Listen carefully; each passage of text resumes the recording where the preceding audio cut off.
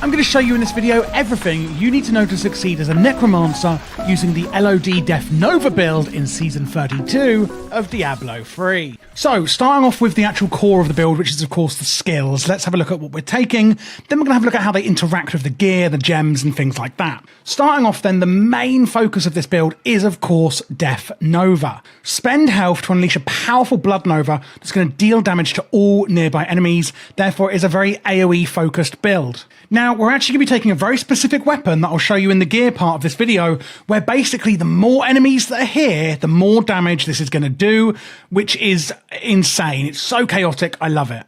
Now, we do go with the Blood Nova rune on this skill.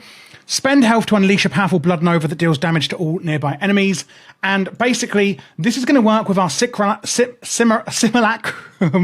where creating 2 simulacrums made of blood and bone that will duplicate your secondary skills and therefore Blood Nova. Without the rune then, simulacrum, is that how you pronounce it? Will actually not use the rune version. Siphon Blood is our primary skill then, siphoning the blood of the target enemy, dealing damage and healing you, with the rune Power Shift, where damage increases the longer you siphon the target. Now, the way this basically works is that it will then actually activate our Blood Novas through the Blood Nova, through our Siphon Blood and Simulacrum. This is also going to stack massively with a weapon we're going to get that I'm going to show you in the gear as well, which makes it fantastic. Then on our curses, we've got Frailty. You are emitting an aura that applies a crippling curse which instantly kills low health enemies. This is great for finishing off enemies. And again, we've got a piece of gear that is actually going to mean that we get huge damage reduction when we have this curse on them as well. We then have our bone armor, ripping bones from nearby enemies, dealing damage and creating armor that reduces damage taken per enemy hit. Again, remember, we're trying to get big AoE damage with this build, and this is going to be fantastic with the amount of enemies that we are actually hitting nearby as well. And enemies hits are also going to be stunned. Blood Rush, really simply, this is going to give us some mobility. Shed your mortal flesh and reappear in another location, healing you for every enemy passed through. Again, with the amount of enemies we're doing in this chaotic AoE-based build, it makes sense. Swift Harvesting on the passive then, increasing the attack speed of Bone Spike's Siphon Blood by 15%. Of course, this is going to increase the attack speed of up here, Siphon Blood. Standalone, a fantastic survivability passive, increasing armor by 100%, reduced by 10% for each active minion. Spreading Malediction, receive a 1% damage bonus for each enemy afflicted by one of your curses. Again, with Frailty, the massive AoE, I keep going back to this, AoE, AoE, AoE. This is going to impact really well off this as well. Final Service, when you take lethal damage, you are sustained, preventing all damage for 4 seconds, healing for 10% of your life per minion, cannot happen more than once every 60 seconds, prevents, death. This is fantastic, especially if you are on hardcore. You must take this, in my opinion, unless you want to die. If you aren't scared about death, you could also take Fueled by Death. Consuming a corpse increases your movement speed by 3% for 5 seconds, and this effect can stack up to 10 times. Just a bit more mobility on that one. So this here is the gear that you are going to be ideally using in this build, including the ethereal weapon you're going to be looking to get in Season 32. This is this one here, Black Bog's Sharp, and this is absolutely the best one we can get in Season 32 for LoD Def Nova builds. It doesn't really matter too much what stats this rolls. It is going to be absolutely supreme no matter what you get with it. There is a link down below in the description to this D3 build planner as well, so that you can have a look yourself. We're not really using much else apart from a lot of unique items, going for the stone gauntlets on the hands, increasing our armor, but reducing movement speed, etc. A fairly good trade-off in my opinion there. Mantle of Channeling on the shoulders, so that while you are channeling Siphon Blood, you deal more damage and also take reduced damage as well. A win-win on that one. Leoric's Crown on the top, using life. Generally, I like to get a bit more survivability with that one. Haunted Visions here on the neck, going with Bane of the Stricken on the gem, so that we can do more and more damage to our enemies as we attack them. And Simulacrum now drains 1% of your maximum life every second and lasts forever. They can now duplicate Grim Scythe and no longer cast Skeletal Mage. Ancient Path and Defenders on the wrists, so when we're stunning our enemies, it's reducing damage taken. Unity in our ring, with Legacy of Dreams, And of course, Legacy of Dreams going on here is very important because we won't actually be using any set bonus whatsoever, meaning we are going to be doing more damage without any sets on. As soon as you put a set item on, or a set bonus, that Legacy of Dreams is going to be useless. And then Convection of the Elements, cycling through those elements to do more damage. With, again, Bane of the Trapped, so that we can do more damage to enemies with movement impair effects on them, and that gem will also help actually add that to our enemies. On the boots, it's Stuart's Greaves, gaining 100% movement speed after using Blood Rush, woohoo, some ability there.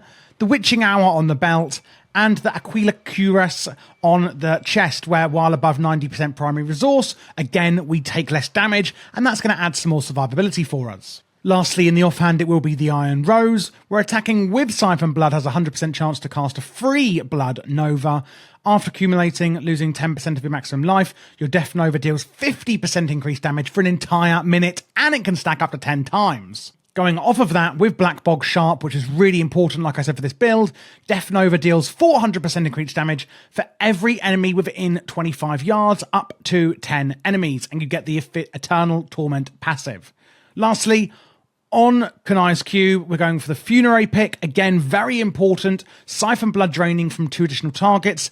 Each of those targets takes 300% increased damage from you unless there is only one target. It gains double the increased damage. Dante's Binding on the armor slot, where you gain 50% additional damage reduction.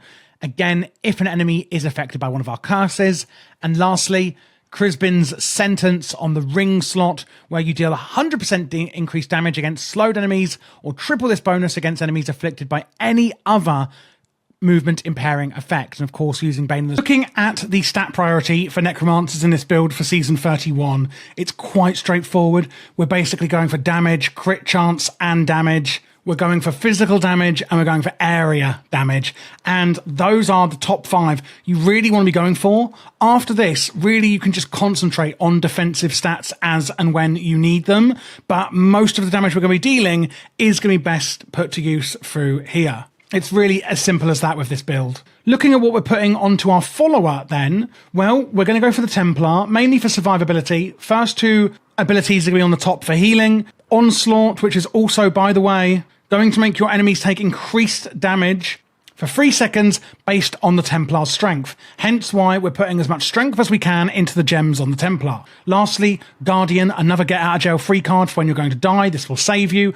Hence why we put the Enchanting Favor as the Templar relic, because the Templar cannot die. If it cannot die, then basically its cooldowns will always be coming off cooldown. If you don't know when the Templar dies, it can't obviously use any of its cooldowns, and therefore we don't have a get out of jail free card, etc. This is why I always recommend this. The next one, which is really fantastic, is Thunder Fury Blessed Blade of the Windseeker. It's actually going to bounce around to 5 targets and reduce their movement speed as well. Again, meaning that we can get the effect of that on the damage we're dealing with our movement impairing bonuses. Captain Crimson's on the legs and boots. The reason for this is it's actually going to give cooldown reductions. Things like Guardian, etc. are going to actually scale off of this, reducing their cooldowns, meaning the Templar can use those cooldowns more often. Nemesis Bracers. Shrines will spawn an enemy champion. Like I said earlier, this build isn't as amazing on Rift Guardians as it is more on the general mobs in Rifts. And therefore, when we get a shrine, spawning an enemy champion, which is going to give us globes, meaning we can farm things quicker, is going to be really, really effective. On the neck, it's going to be the Flavour of Time. Emanates on there. Pylon effects last twice as long. This will obviously affect you as well with the Emanates effect. Leoric's Crown, always on the headpiece for the Templar. Again, for the same reason we're using it in this build, is because of the double up we get on the gem we put into here. And for this one, it's actually cooldown reduction. Again, for the same reason that we're using Captain Crimson's. It doesn't really matter too much on a few of the other items. Homing pads on the shoulders are fantastic because it means that you avoid any interruption when you're damaged trying to get back to town, especially if you're on hardcore. And you're like, uh-oh, I've got to get back to town ASAP or it's all over. It will also reduce the damage you take while channeling that portal to get back to town as well. Same thing on Gloves of Worship. Emanates on there. Shrine effects lasting for 10 minutes. Fantastic. And the Oculus Ring, which has a chance to make a little gold circle on the floor, which if you stand in, you will do more damage quite simply. Looking at the Paragon points, first up, we're going to put everything into movement speed so we can get going a bit faster. Then it's going to be vitality and then intelligence. I wouldn't really recommend putting loads into maximum essence unless you really do feel like you need it. On offensive then, it's going to be attack speed so we can get that out faster. There's certain breakpoints with our Siphon Blood. I'm not going to go into that right now. I feel like maybe a bit too in-depth for this guide. If you would like more in-depth guides, by the way, do let me know. I'm new to doing Diablo 3 guides. Although it is obviously a game I absolutely love. So I really want to hear your feedback on what things you'd like in the guides or maybe things that you don't care about, etc. so that I can make sure that I'm putting out the best information for you. So attack speed, then crit damage, then crit chance, then cooldown reduction. On defense, it's going to be firstly armor, then life, then resistances, and then life regen lastly. And on utility, it's of course going to be area damage with those big bloody novas we're doing. Life per hit is coming after that. Resource cost reduction after that, and lastly, of course, gold pickup. So just to recap then on what the hell we're doing with this build, because of the Iron Rose offhand we're using, your Siphon Blood is going to automatically cast nearby Death or Blood Novas, should I say, and it's going to hit multiple targets. These Death Novas are also going to consume your bone armor through the Scythe, remember, that we've put in Kunai's cube, dealing even more damage. We're also increasing the speed of our Siphon Blood through the Swift Harvesting passive, making it pump out even faster and get those Blood Novas out. And then we have Blood Rush for some extra mobility. And of course, Simulacrum, which is going to, be doing what it does. It's going to be up at all times using that Siphon Blood to push through the Death Nova. And that's it, guys. That is how we're going to play the Death Nova build. Let me know your thoughts down in the comments below. If you're using this build, I'd love to hear how you get on with it. It does very well in multiplayer when you don't have to worry about the boss so much, but you've got huge packs of mobs you're grouping up.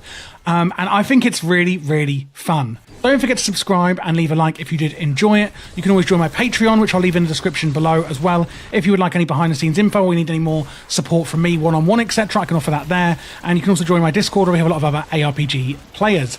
You can click here as well if you would actually like to see other Diablo 3 guides. I'm putting out as many as I know. I don't know all of them, but I do know a lot of them. I play all sorts of classes on here. I've been playing it since, beta back in 2010 or whenever it was. So I definitely can help you out where you need.